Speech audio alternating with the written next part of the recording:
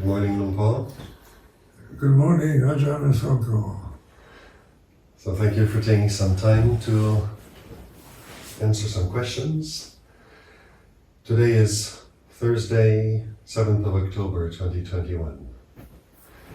So yesterday we had a funeral in the temple of a disciple and good friend of yours, Tan Nam, and you said it got you thinking about death.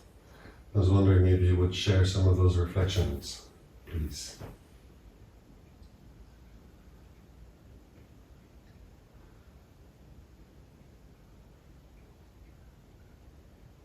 Yes, death is important reflection.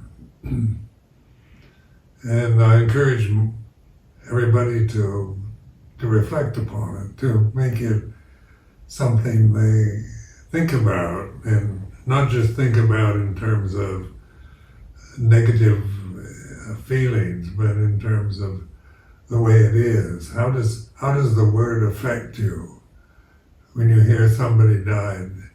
You can hear, in daily news, so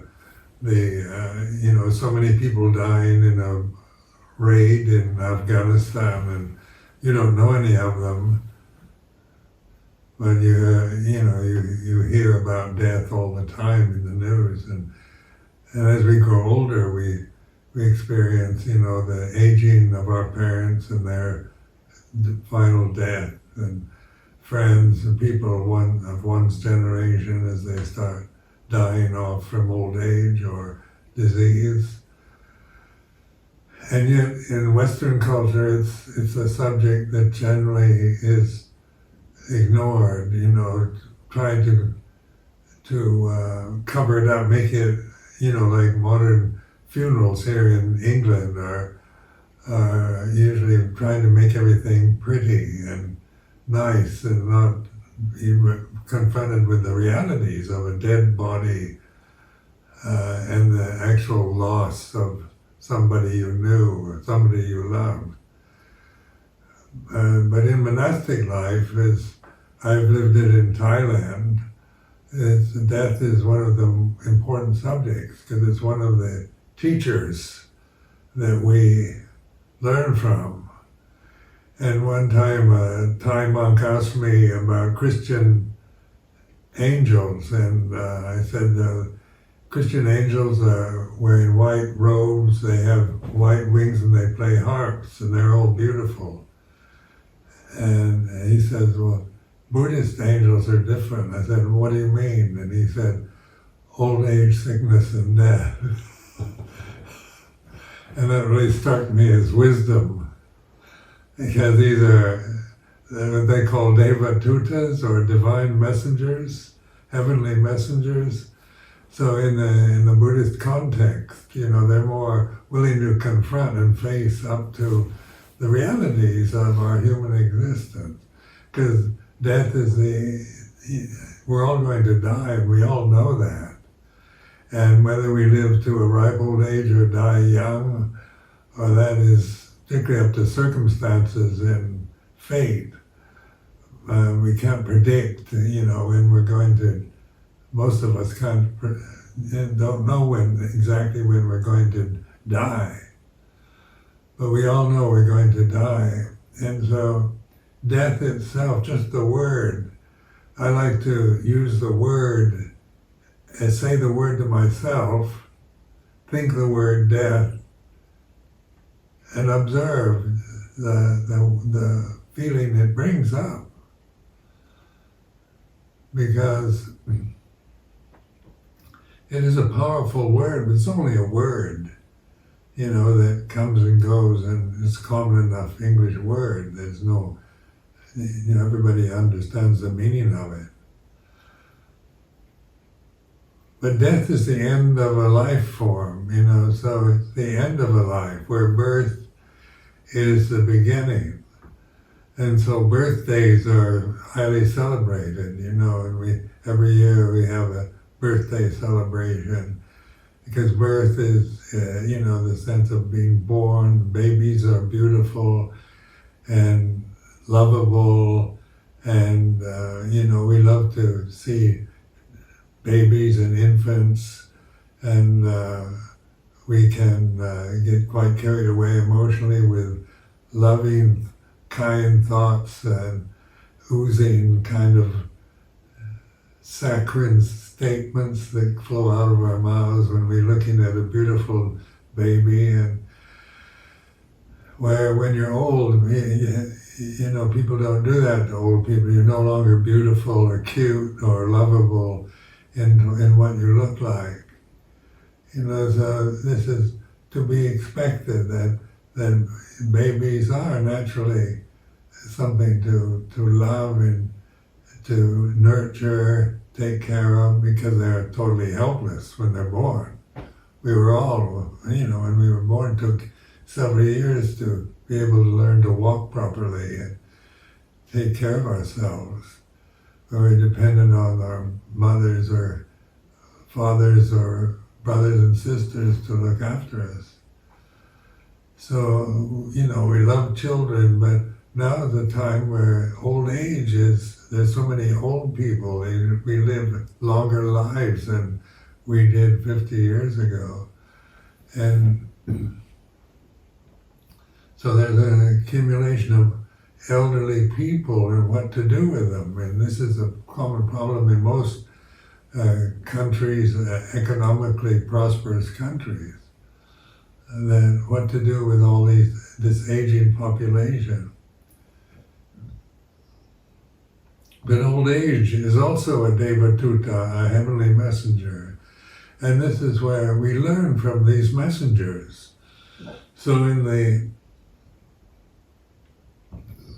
traditional story in the scriptures of Prince Siddhartha leaving the palace, which is a metaphor for youth and beauty, and everything's pleasant, and there's no old age, sickness, death in the palace. It's all young, healthy, beautiful looking people, and life is presented to you as something happy and glorious and wonderful. And then the prince sneaks out of the palace one day and looks in the local village, in the town, and sees a corpse, a sick man dying, and a monk sitting under a tree. So these are, called Devadutas, or heavenly messengers. So rather than ominous signs that we ignore in our lives, things we don't want to face up to and try to diminish their importance, I'm encouraging that these are the very conditions we're all experiencing, and we must reflect on them, or encourage, this is where wisdom arises, through reflecting on the way things are. So noticing, like the funeral yesterday here at Amaravati, just the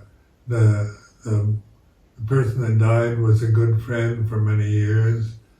He died at 84 years old, and he died peacefully. So, there's a comforting thoughts. And then the corpse, the body, was actually brought to Amaravati. We have a chapel of rest here where we can reflect on it, encourage the monks, the nuns, the samanas to go in and contemplate a human corpse, a dead body, dead human body, and not to think about it in terms of, negations, or just get caught in fear. A lot of people are just afraid of dead bodies, and as if they're dangerous, but they're not. And living human beings are much more dangerous than dead human corpses.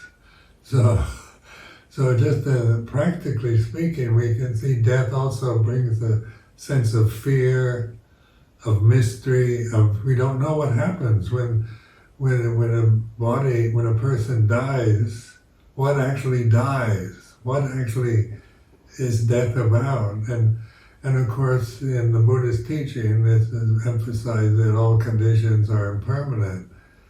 And the conditions are, they're constantly being born and dying, just like thoughts come and go. It's a kind of death that we can meditate on, just the changing conditions of our emotions and thoughts and memories, how they arise and cease. This is the endless kind of procession of births and deaths that we experience through the mentality that we have.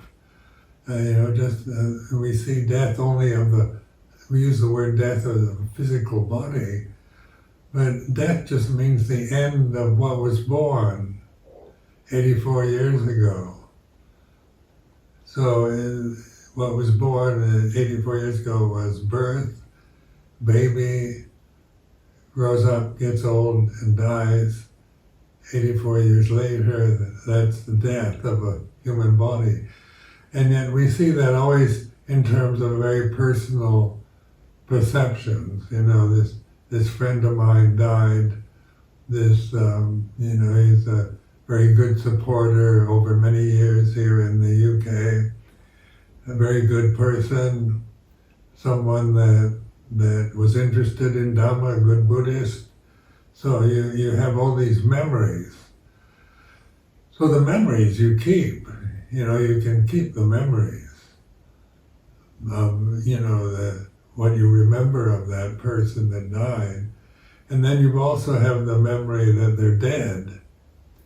And then that can give the sense of grief and sorrow, that what you loved or was a friend or somebody you treasured or somebody you knew, it gets more serious as they become more familiar, closer to you, like your relatives or good friends. You can hear about 100 people dying in Afghanistan and you don't know, and it doesn't, it's still sad news. You aren't happy about that or rejoice or have celebrations, but unless you're a monster. But you don't know any of them. They don't personally, and they're living in a faraway place. But here in a monastery, when somebody dies, it's quite powerful experience for all the monastics and lay people connected to that person. So when Luang Por Chah died in 1992, he was a greatly admired, greatly loved, highly respected monk in Thailand and worldwide. So just the news of Ajahn Chah's passing away, we didn't want to say he died, we say passing away because it's softer, doesn't sound so stark and brutal as he's dead. Whereas say somebody's dead, it sounds cold and kind of heartless statement, where passing away is kind of gentle and more beautiful sounding. So we use euphemisms to convey, to cover up these stark realities that we all have to face in life. And so these Devadutas, these heavenly messengers, these Buddhist angels are what we learn from. They're teachers for us. We learn, and this was emphasized by Ajahn Chah endlessly, to learn from old age, sickness, and death, and as well as from birth. Birth is not ignored, but birth is what we do celebrate. And you get beautiful birthday cakes and parties and presents. But death, you get a funeral. And then at funeral, everybody, is wearing black or white, and they tend to be rather, things to reflect on, or a way of showing respect to a lifetime, we talk about funerals as a celebration of a life, is a very Western, modern, New Age kind of perception, where celebrating death, we don't think of celebrating death because it's nothing, we don't see it as a celebration, but as sorrow and grief and loss and not knowing what happens.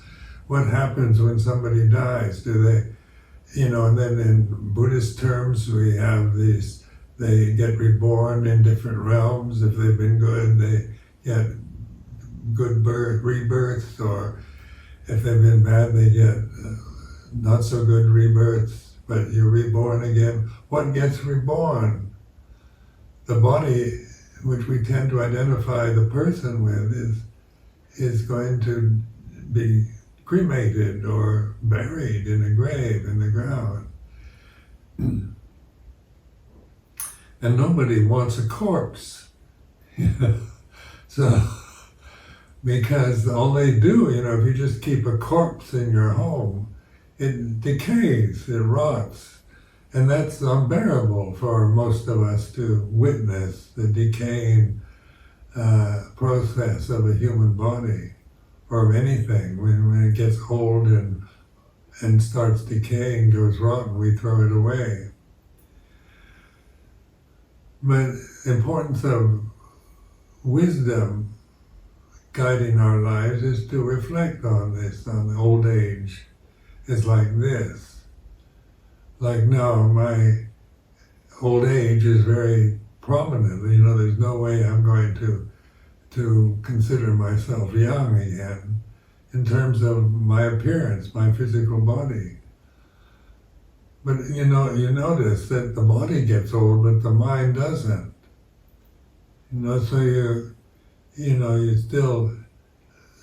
you still witness the body and you identify with it personally. Then you're going to suffer a lot because as it gets old, it gets wrinkled and starts, shriveling up and gets aches and pains and diseases and so forth. So it becomes disabled, and all kinds of problems arise with the aging process, which are unpleasant in themselves. How do we relate to that? As old age as it's teaching us is to observe it. So you notice the aches and pains, the vision, or the problems of fading vision and hearing, and having disabling diseases like idiopathic peripheral polyneuropathy is what I'm suffering from. This is to be reflected upon rather than be identified with.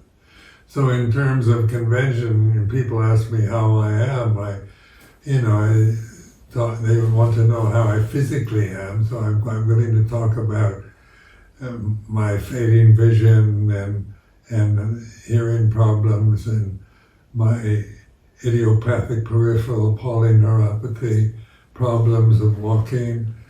And so it's, these are about the body. But in terms of the mind, it's very bright at this age. Never been more peaceful and more alert, more clear than it is at 87. So this is, greatly appreciated. This is due to the life I've led as a monk and developing meditation to be aware of, that this body it's not what I am. It's something that was born, grows up, gets old, and will die in the future, and that's what it's supposed to do.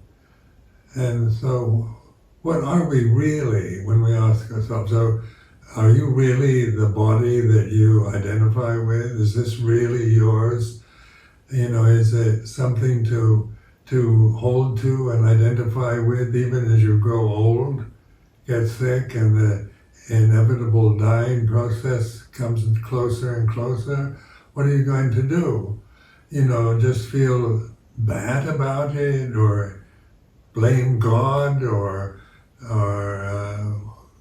get bitter about the natural process of birth to death, or learn from it, observe it, be the witness.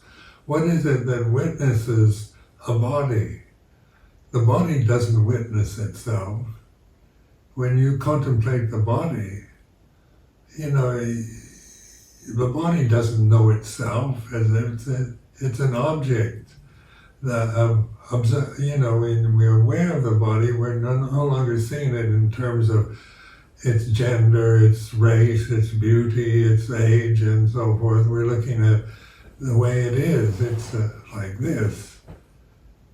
And it's a sensitive form. What is aware?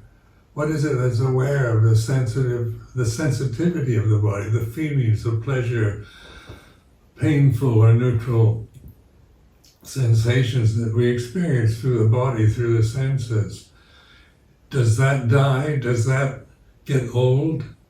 Does wisdom get old and senile? Or is wisdom our true nature when we observe, when we're the observing witness to the changing conditions that we're experiencing all the time? So in Thailand, Luang Por Chah used to say, die before you die. This is meditation.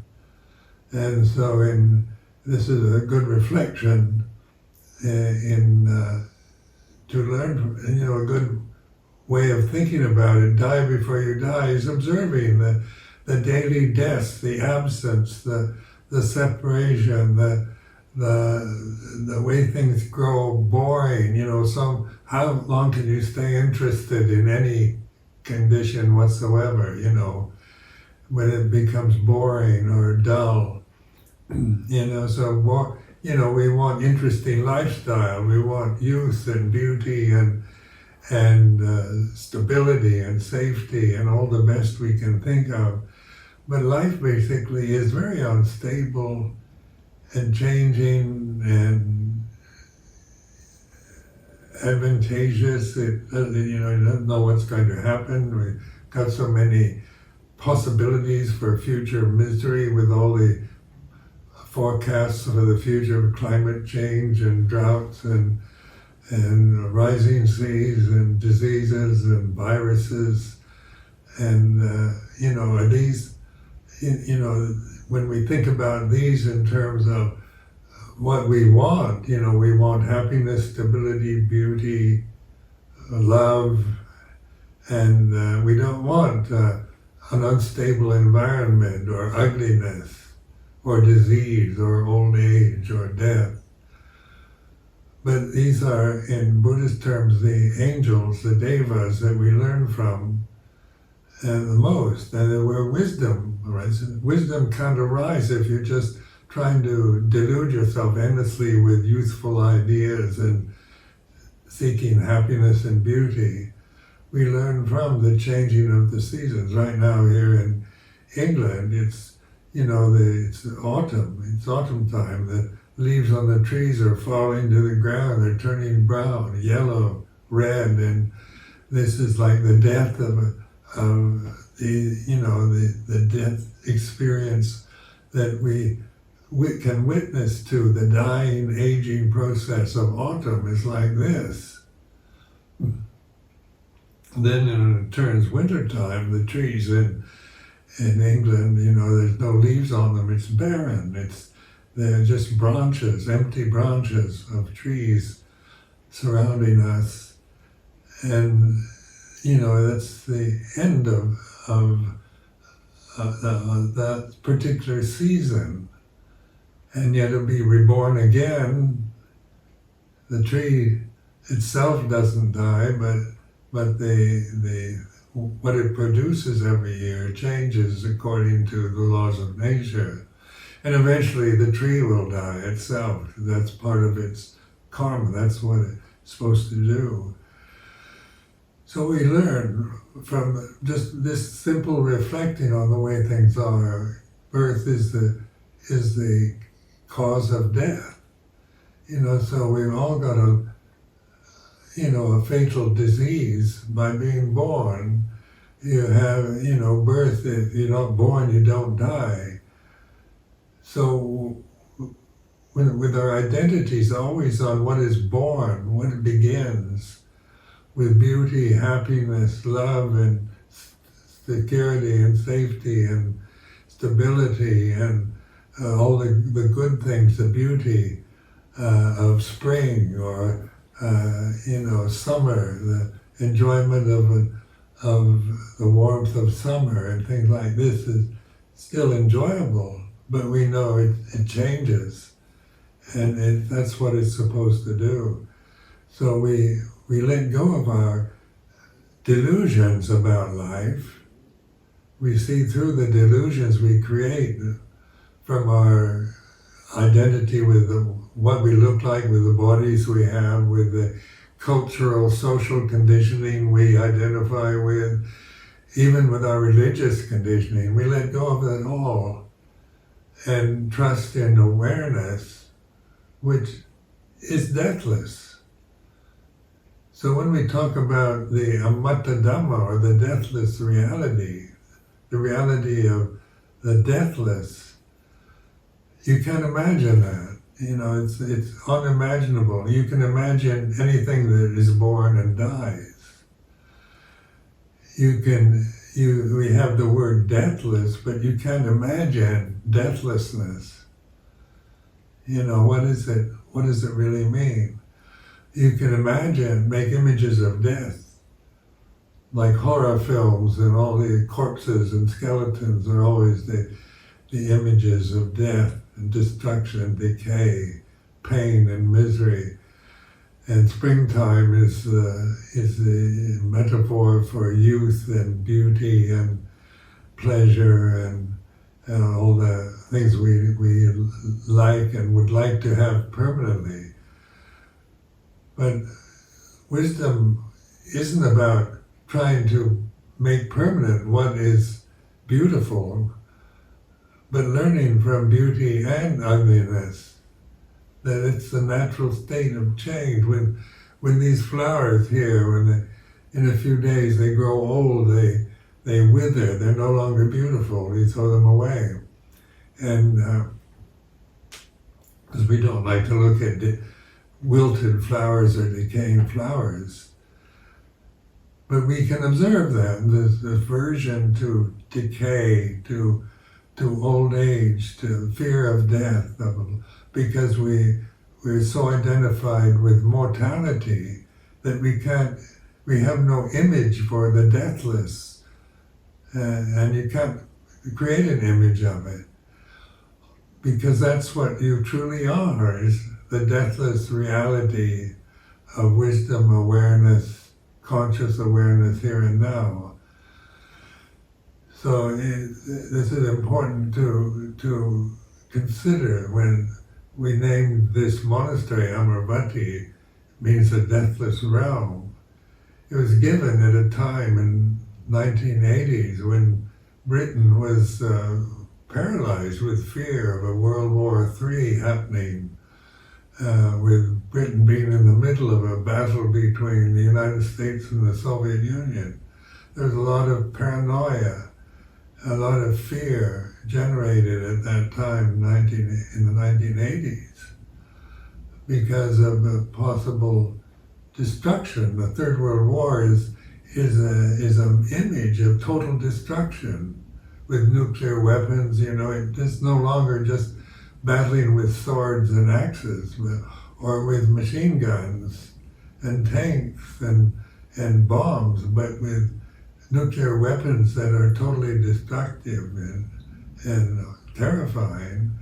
These war now and nuclear, Third World War is one of the most ominous perceptions we have at this time, because it means total destruction.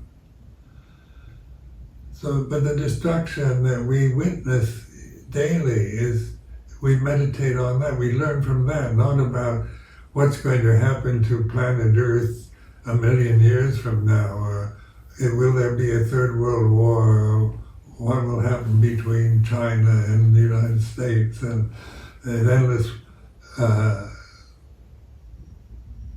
suspicions of total war and fear, and that it generates fear. And that we can be aware of, that all this unknown, what's happening to the planet with climate change, with the melting of the glaciers, of the rising of the seas, of droughts and volcanoes and hurricanes, and just these are all destructive images that we can be aware of, we hear about, or we experience ourselves.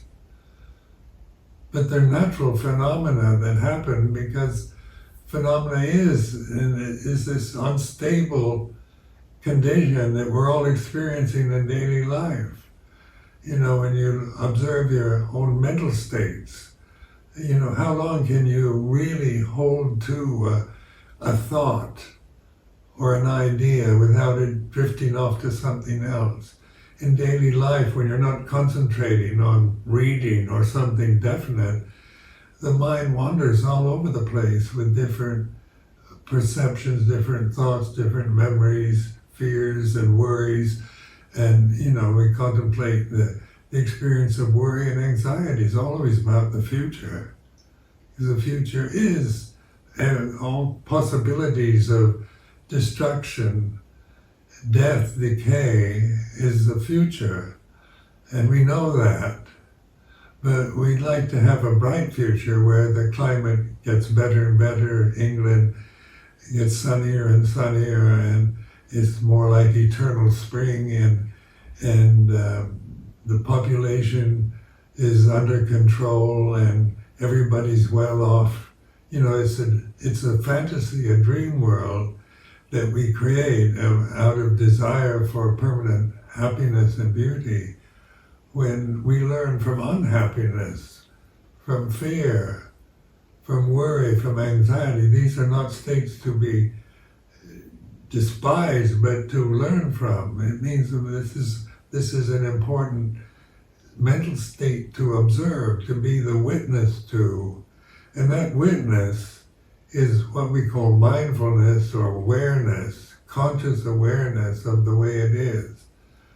So when we worry about the future, how do we, the question is, how do we stop worrying about the future? It's not about stop worrying about the future as some kind of ideal that we form or we never worry again, but to learn from worry, it's about thinking about the future in the here and now, where our real refuge is here and now.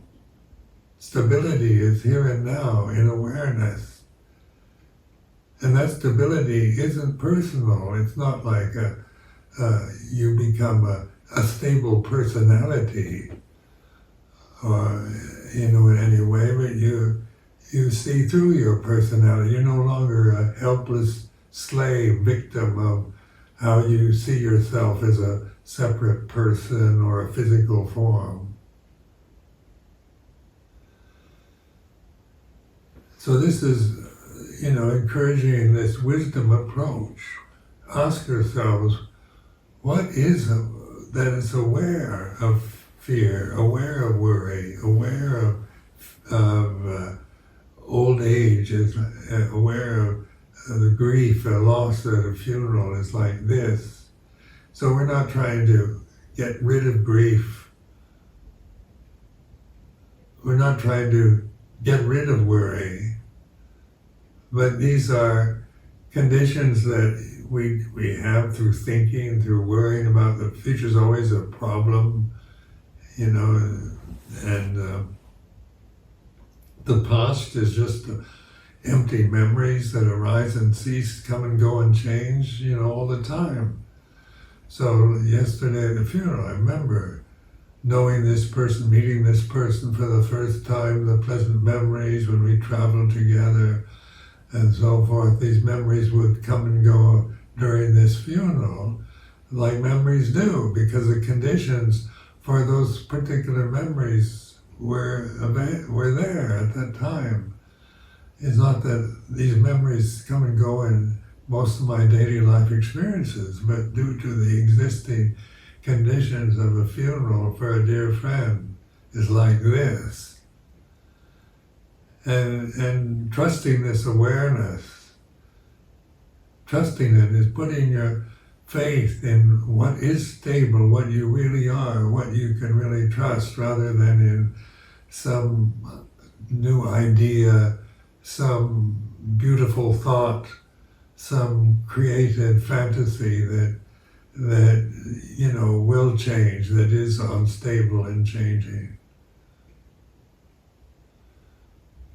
So I encourage you to see death as a teacher.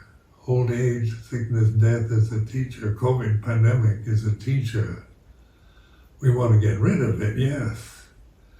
But it's also part of the natural phenomena that we experience at this time. News of the COVID pandemic, deaths, and so forth that we can learn from and wisely reflect upon, and not create endless fears and problems for ourselves in daily life through worry, through anxiety, through fear, through grief, through remorse. I don't know, this is just me projecting, but in sort of talking about death with people, when people lose relatives or friends, one of the things that seems to make it difficult to contemplate death is that it seems to come as a package with difficult feelings, loss, grief, fear, suffering. And oftentimes those are also the things that people find very difficult to receive as emotion. They don't know what to do with it. It seems like it's a whole package that people are sometimes not really knowing how to cope with and maybe trying to push away. Yeah, like guilt is a problem. When somebody dies, so many people feel guilty because I should have loved them more, I should have been kinder, I should have visited my aging mother more often. And we go from these various levels of guilt and remorse and sorrow and grief. But this is the thinking mind. Imagine, looking backward on your life, you can think of all the things you would remedy if you had your life to live over. You wouldn't do or say. So they say its rear vision is 20/20. So you have, you can see all the things you should have done or shouldn't have done. But that's why it's important to establish this trust in the present moment, in which these conditions are seen in terms of phenomena arising and ceasing. So in trying to convince yourself you shouldn't feel guilty, or getting caught up with guilt and getting carried away with grief, indulging and clinging to losses that you experience, is ignorance of the way things are, so you can create a whole miserable life over loss of a loved one. My life has no meaning anymore, and without that loved person, we can feel all kinds of emotions who individually it would be different from one person to the next, but still the encouragement is to observe. Your refuge is in Buddha, in the witnessing of the way things are. And whatever character tendencies you have, no matter whether you indulge in grief or you carry it around or you suppress it, we try to sometimes suppress grief and pretend we say intelligent things like everybody's got to die, and very rational justifications that oftentimes are signs of suppression. But when a person you love or are closely associated with dies, it's like this, which is an opening to grief or to indifference. Whether you feel anything or not is like this, or whether you feel total loss and despair is like this. Trust that kind of observing, that witnessing, non-judgmental witnessing, and this is a way of letting go of these habits, these personal habits that bind us to misery and suffering that we create through the thinking process, through our worries about the future, our regrets about the past. So when we talk about awareness, mindfulness, consciousness, these are the consciousness that isn't dependent on senses. Is consciousness just sensual? Is it just the eye is conscious and the ear is conscious? Do they have separate consciousnesses, a sensory consciousness? Or is consciousness the prime reality, ultimate reality? That the whole body's in consciousness, and the body is a sensual form with senses that experience forms. And these forms are changing conditions, whether it's mental forms or what we see or hear, smell, taste, touch, think. These forms are in this incessant process of changing. But what is immutable, what doesn't change, is conscious awareness. We forget it, we don't even aware of it, we get carried away with the forms, and this is what the cause of suffering. We get lost in our own grief or worries or anxieties. We have no refuge from that.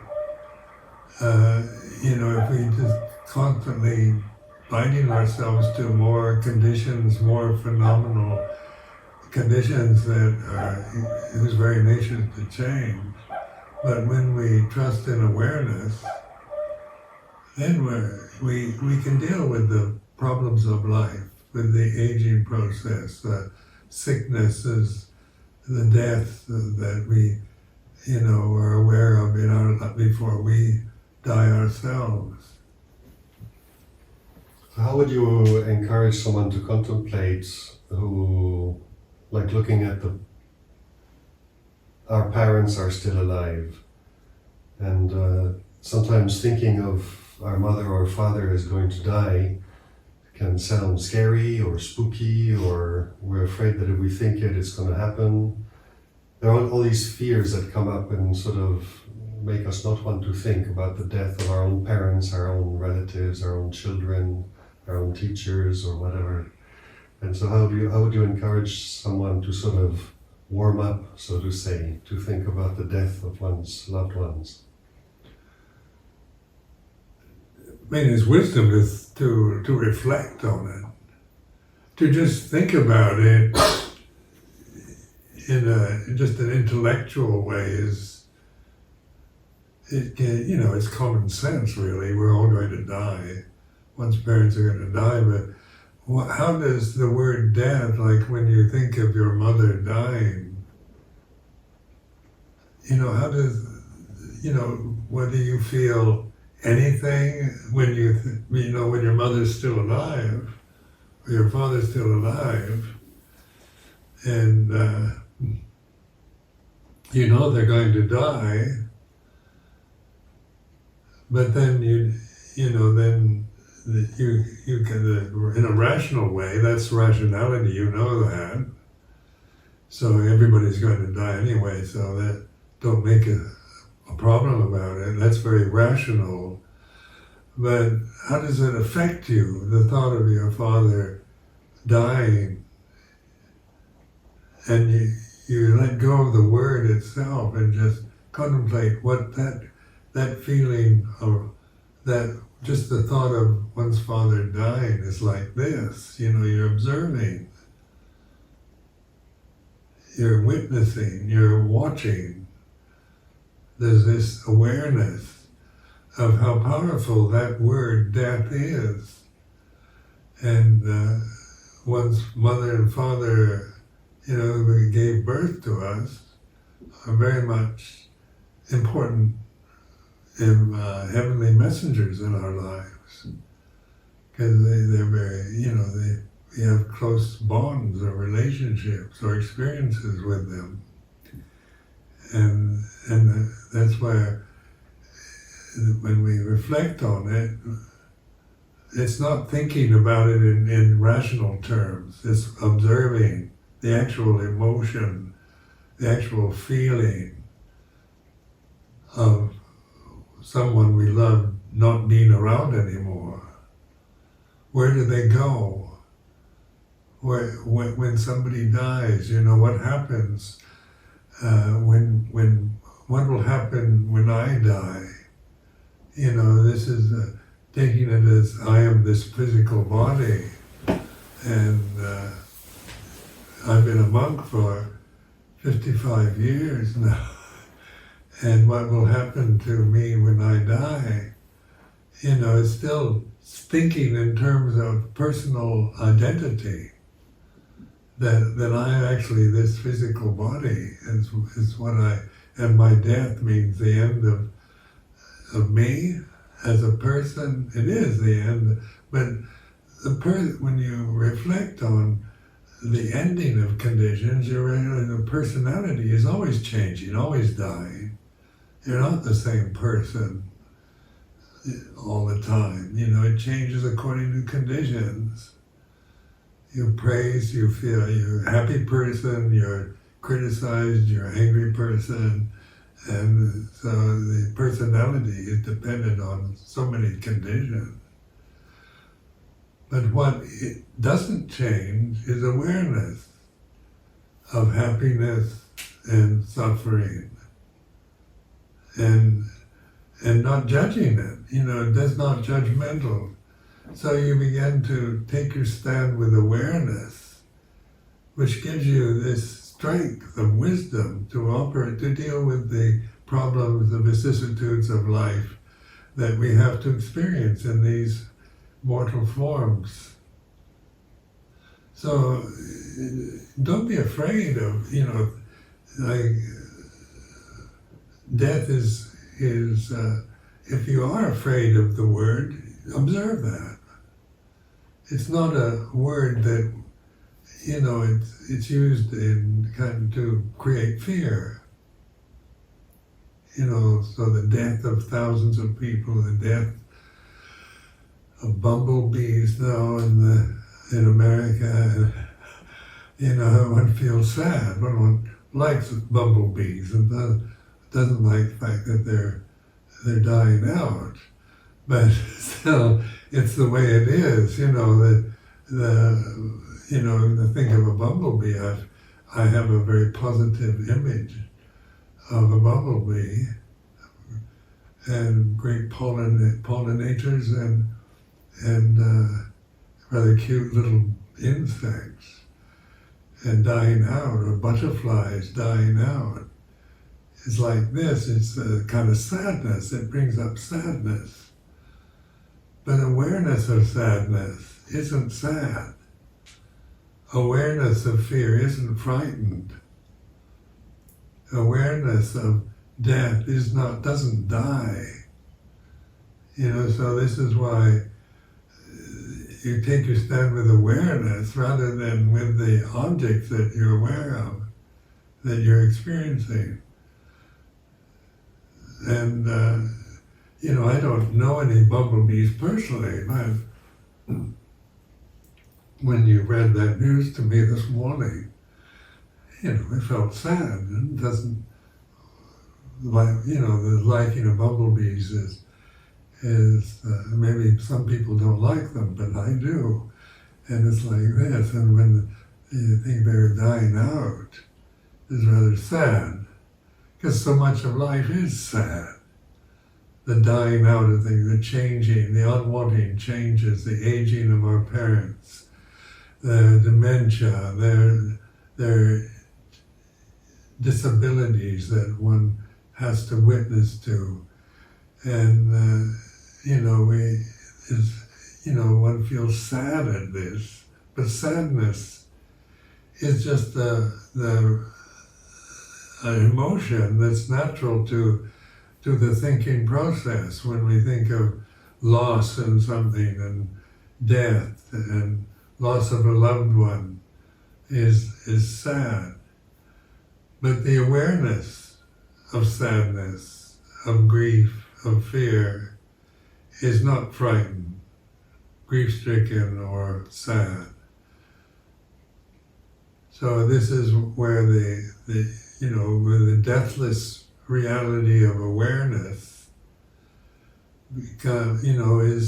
is where what we are. We begin to feel this confidence in this perfect state of awareness, conscious awareness here and now, that gives you this freedom from being just a victim of habit patterns, of emotional habits, of fear and anxiety and worry and greed and jealousy and all the emotions that every human being has to live with.